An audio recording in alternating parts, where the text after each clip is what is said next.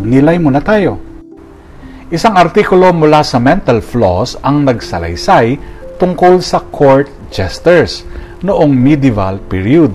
Taliwas sa paniniwala na sila'y mga hangal, ang mga haring payaso ay madalas na matatalinong tagapaglibang na gumagamit ng katatawanan upang punahin ang politika at buhay sa korte.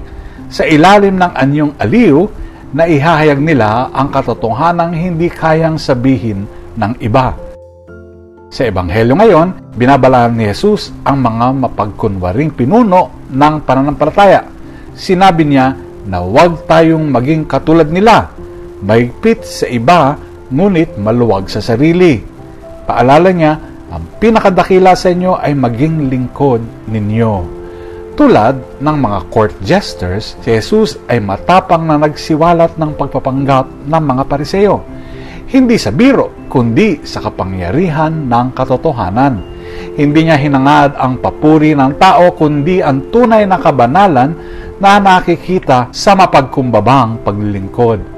Ngayong Kwaresma, suriin natin ang ating sarili. Naghahanap ba tayo ng pagkilala sa ating mabubuting gawa? O tunay tayong naglilingkod ng walang inaasahang kapalit? Isinasabuhay ba natin ang ating pananampalataya o salita lamang ito?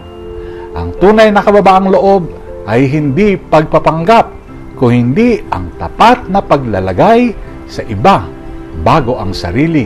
Sundin natin ang halimbawa ni Kristo, maging lingkod ng lahat, hindi para sa sariling dangal, kundi para sa tunay na pag-ibig. Ang nagpapakumbaba ay itinataas ng Diyos.